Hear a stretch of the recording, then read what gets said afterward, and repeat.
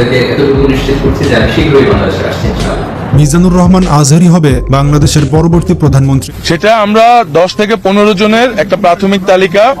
আসসালামু আলাইকুম দর্শক, ডক্টর ইউনূস নয়, তবে কি এবার অন্তর্বর্তীকালীন সরকারের প্রধানমন্ত্রী হচ্ছেন মাওলানা মিজানুর রহমান আজহারী? হ্যাঁ দর্শক, হাসিনার পদত্যাগের পর থেকেই কিন্তু দেশের অধিকাংশ মানুষের সাথে আলেম সমাজ একাত্মতা প্রকাশ করেছেন যে মাওলানা মিজানুর রহমান আজহারীকে যেন অন্তর্বর্তীকালীন সরকারের প্রধানমন্ত্রী ঘোষণা করা হয়, যেটা কিন্তু এখন ছাত্র জনতার উপর সম্পূর্ণ নির্ভর করছে বলা চলে। আর এই বিষয়টি নিয়ে কিন্তু ইতিমধ্যে মাওলানা মিজানুর রহমান আজহারী কথা বলেছেন। চলুন দর্শক সেটি শুনে আসি। প্রথম কথা হচ্ছে যে আমরা একটা সাময়িক বিজয় অর্জন করেছি, কিন্তু আমাদের সংকট কিন্তু কাটেনি, অন্ধকার কাটেনি এখন। আমরা গত রাতে কিছু ক্যাপিটাল সিচুয়েশনের কথা শুনেছি বাংলাদেশে, আপনারা দেখেছেন অনেকে। আমি নিজেও ক্লোজলি ফলো করছিলাম, সারা ঘুমাতে পারিনি, ফলো করে আমি ঘুমিয়েছি। তো এজন্য আমাদেরকে সজাগ থাকতে হবে। আমরা যেটা দেখলাম প্রায় 1.5 যুগ ধরে বা 1.5 দশক ধরে যে ক্ষমতাসীন দলটি ছিল, তারা যখন আজকে বিদায় নিল, বিদায় তো না, বেসিকলি তারা বাধ্য হয়ে ক্ষমতা ছেড়ে পলায়ন করেছে। তো তাদের বিদায়টা আসলে কেমন হলো যে আমরা একটু বিশ্লেষণ করি, না অ্যানালাইসিস করি যে আপনার ক্ষমতার দাপটে বাকি মহিষে এক ঘাটে পানি খেতে এরকম অবস্থা। এসএসএফ আপনাকে সিকিউরিটি দিত, আপনার সামনে বহর, পেছনে বহর, কত সিকিউরিটি, কত ন্যাশনাল প্রোটোকলের ব্যবস্থা আপনি করেছেন, কিন্তু আজকে বিদায়টা আপনার কেমন হয়েছে? পুরো দেশব্যাপী গণধিক্কার, ঘৃণা, বদয়া ছাড়া কিছু আপনি শিখতে পারেন। তো এ থেকে আমাদের রাজনীতিবিদদের, আমাদের সকলের শিক্ষা গ্রহণ করা উচিত। আপনার বিদায় কেউ কাঁদেনি, কেউ কোনো সংবর্ধনা দেয়নি, সহমর্মিতা জানায়নি, বরং আপনার অস্তিত্বই ছিল হুমকির মুখে। আল্লাহ তাআলা বলেন যে আমি হচ্ছি ক্ষমতার মালিক, আমি যাকে চাই। কুলিল্লাহুম্মা মালিকাল মুলক তুতিল মুলকা মান তাশা ওয়া তানজিউল মুলকা মিম্মান তাশা ওয়া তুইজ্জু মান তাশা ওয়া তুযিল্লু মান তাশা বিয়াদিকাল খায়র ইন্নাকা আলা কুল্লি শাইইন কাদির। আল্লাহ তাআলা হচ্ছেন ক্ষমতার মালিক, যাকে চান ক্ষমতার চেয়ারে বসান, যাকে চান সেখান থেকে টেনে হিঁচড়ে ক্ষমতার চেয়ার থেকে তিনি নামান। তিনি যাকে চান সম্মান দেন, যাকে চান তিনি অপদস্থ করেন, লাঞ্ছিত করেন। তার জলজান্ত প্রমাণ আমরা কিন্তু দেখেছি। এবং তিনি হচ্ছেন ফাআলুল লিমা ইউরিদ, তিনি যখন যা চান তাই করতে পারেন। এর জন্য তাকে কারোর কাছে জবাবদিহি করতে হয় না, রিপোর্টিং করতে হয় না। তিনি কুন ফায়াকুনের মালিক, তিনি হতে দেরি হয় না। তিনি পাহাড়কে দরিয়া করেন, দরিয়াকে পাহাড় করেন। তিনি সম্মানিতকে অপদস্থ করেন। তিনি সমাজের লাঞ্ছিত অপমানিত লোকটাকে সম্মানের চেয়ারে বসিয়ে দিতে পারেন। তিনি হচ্ছেন আল্লাহ সুবহানাহু ওয়া তাআলা। আমরা একটা তিনি ক্ষমতা না, আমরা যেন একটা ভুলে না যাই, ক্ষমতার চেয়ার পেলে আমরা যেন ভুলে না যাই যে আমি ক্ষণিকের জন্য এসেছি। সামনে যারা ইন্টারিম গভর্নমেন্টের লিড দিলেন, 3 মাস 6 মাস পরে জাতীয় ইলেকশনের পরে যখন আমাদের নতুন সরকার আসবে, তারা যখন ক্ষমতার চেয়ারে বসবেন, নিজেকে এই রিমাইন্ড যেন আমরা দিই যে আমরা যেদিন বিদায় নিব, যেদিন ক্ষমতায় থাকবো, সেদিন আমি আমাকে কেমন দেখতে চাই, সেই হিসাবটুকু করে যোগ বিয়োগ দিয়ে যেন আমরা ক্ষমতায় থাকাকালীন সময় আমাদের অ্যাক্টিভিটিস গুলো পরিচালনা করি। সো এই ইতিহাস থেকে আমরা বারবার শিক্ষা নিতে ভুল করি, হোঁচট খাই, আমরা যেন এটা না করি।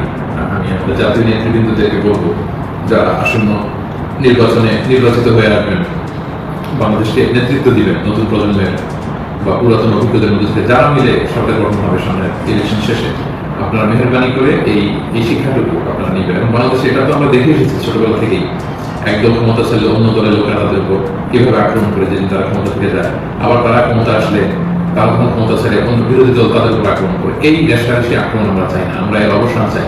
আমরা ইতিহাস থেকে শিক্ষা নিতে চাই। আমরা একটা সমৃদ্ধির বাংলাদেশ ঐক্যবদ্ধভাবে একসাথে হাতে হাত রেখে কাঁধে কাঁধ মিলিয়ে আন্দোলন বা বিপ্লবের, এটা হচ্ছে আন্দোলন শেষে একটা সফল বিপ্লব বা গণঅভ্যুত্থান শেষে এটা হচ্ছে প্রথম ধাপ, যে স্বৈরাচারের পতন হয়েছে।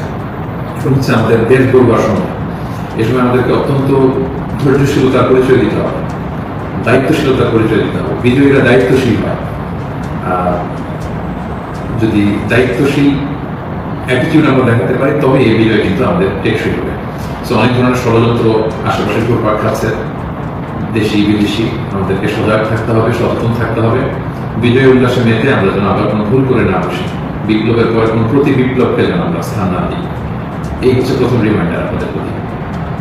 2 নম্বর যে কথাটা বলবো, আমাদের বাংলাদেশে আমরা মুসলিমরা ছাড়াও আমাদের হিন্দু ভাই বোনরা আমাদের সাথে, আমরা একসাথে মিলেমিশে একাকার একসাথে আমরা থাকি। আমাদের খ্রিস্টান ভাই বোনেরা আছেন, বৌদ্ধ ভাই বোনেরা আছেন। তো সংখ্যালঘুদের কোনো উপাসনালয়ে যেন কেউ আক্রমণ করতে না পারে, এটা খেয়াল করতে হবে। কিছু কিছু ঘটনা আমরা শুনেছি যে বিভিন্ন জায়গায় হিন্দুদের মন্দিরে আক্রমণ করা হচ্ছে, অগ্নিসংযোগ করা হচ্ছে।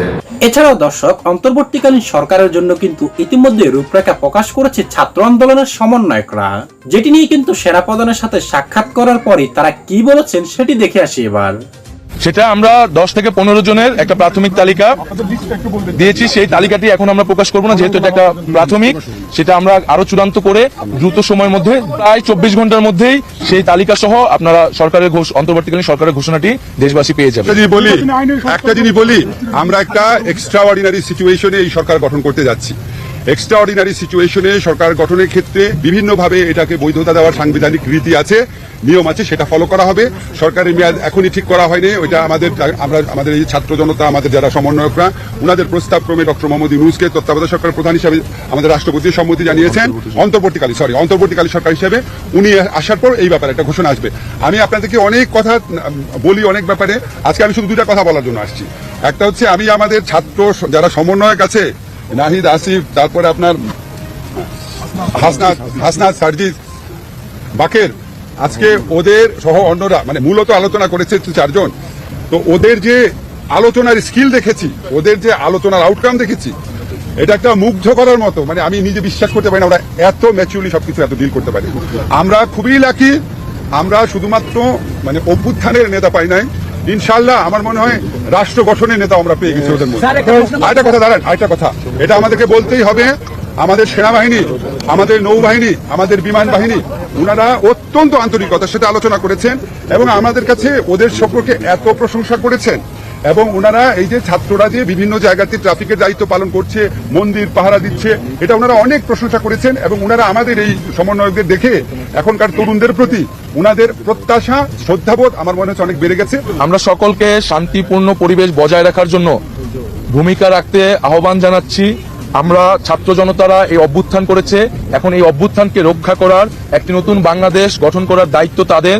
যারা আমরা দেখেছি বিভিন্ন ধরনের নাশকতা করা হচ্ছে, হামলা করা হচ্ছে পরিকল্পিতভাবে করে এই আন্দোলনকে নস্যাৎ করার চেষ্টা করা হচ্ছে। আমরা সকল প্রতি আহ্বান থাকবে এই ধরনের লুটপাট হামলাকে রুখে দিবেন এবং যারা সংবাদকর্মী আছেন তাদের প্রতি সর্বোচ্চ সহযোগিতা করবেন এবং আপনারা থানাগুলোকেও প্রয়োজনে পাহারা দিবেন।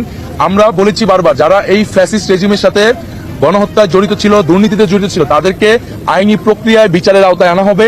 কেউ আপনারা আইন তুলে নেবেন না। আমরা প্রতিহিংসা, রক্তপাত চাই না, আমরা একটি শান্তিপূর্ণ বাংলাদেশ চাই। আর আমরা একটি কথা বলে শেষ করছি যে আমাদের আজকে আমরা 15 জনের একটি সদস্য এসেছিলাম, আমাদের প্রতিনিধি দল এসেছিলাম, আমাদের সমন্বয়কদের পক্ষ থেকে 11 জন এসেছিলেন, আর আমাদের লিয়াজু কমিটির পক্ষ থেকে মাহফুজ আলম এবং নাসির আব্দুল্লাহ এসেছিলেন, এবং আমাদের শিক্ষকদের পক্ষ থেকে অধ্যাপক আসিফ নজরুল স্যার এবং অধ্যাপক তানজিমউদ্দিন স্যার আমাদের সাথে আজকের আলোচনা ছিলেন। তো প্রিয় দর্শক, মাওলানা মিজানুর রহমান আজহারীকে অন্তর্বর্তীকালীন সরকারের দায়িত্ব দেওয়া হলে কেমন হবে? কমেন্ট করে জানিয়ে দিন আপনার মূল্যবান মতামতটি।